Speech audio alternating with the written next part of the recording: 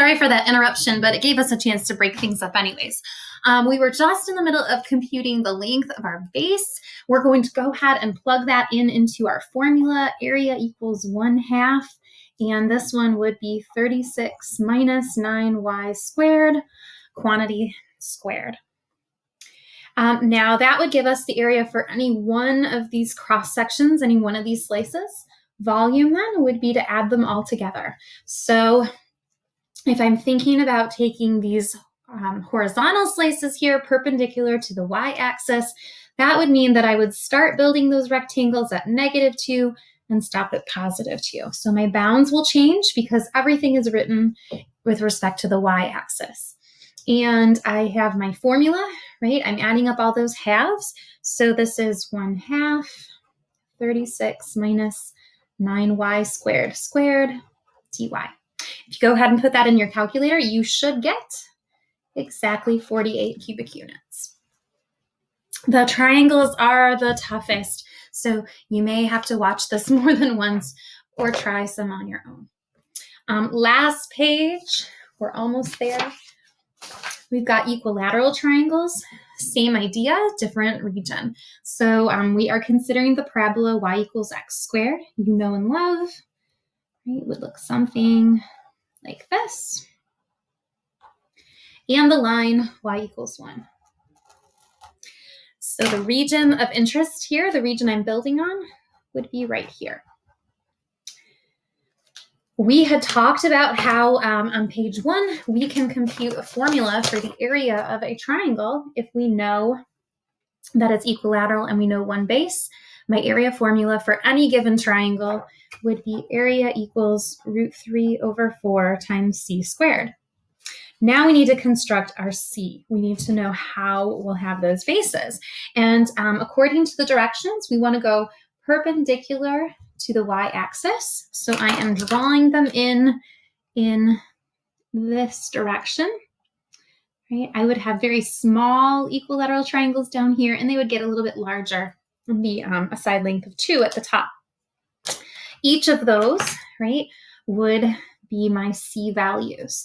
And I'm imagining taking any one of those lengths of C and building a triangle up and out of the page that's equilateral. The trick is I need to come up with a formula for C. So given that this one I'm using dy's, that would mean I need to express everything in terms of y. X equals plus or minus the square root of y. As we talked about before, the positive square root would be the right-hand side. The negative square root would be the left-hand side. And so C would be the rightmost curve minus the leftmost, or C is 2 square roots of y.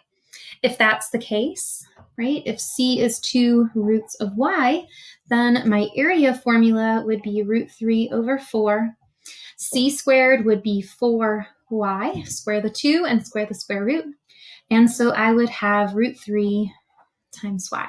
That would give me a formula to figure out the area of any one of these triangles that's coming up and out of the page.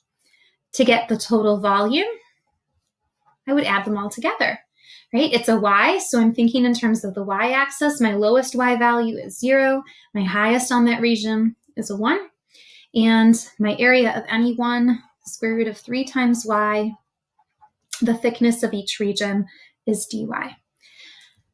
Go ahead and put that in your calculator. You should get 0.866.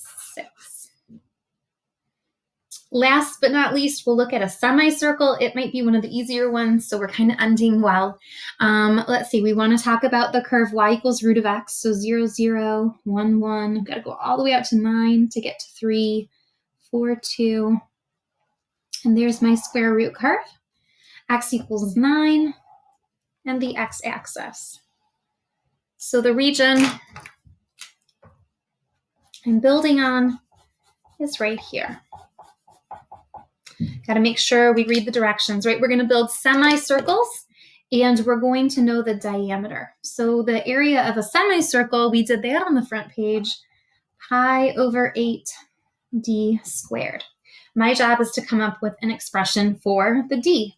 It's important to read, right? We're going perpendicular to the x-axis, so that means that each of my cross sections is going to look something like that. That makes this a dx kind of question. So that's good news. I don't have to rewrite my functions. We want to imagine that we're drawing these semicircles. I can't draw them in 3D, but they're coming up and out at you. And the only thing that varies is that I've got a larger diameter to the right than I do to the left, right? These would be smaller. These would be larger. And so let's see. What would be, if this is my diameter, right? That's dependent upon the height of my curve. And d is the root of x. So that would make my area root of x squared. So that would be pi over 8 times x. The volume then, I'm going to add up those semicircles starting at 0, ending at 9. All of them can be individually measured with that formula. The integral allows me to add them together. And when you evaluate this, you should have 15.904. That's it. You've made it through all the notes for AP Calculus. Fantastic work.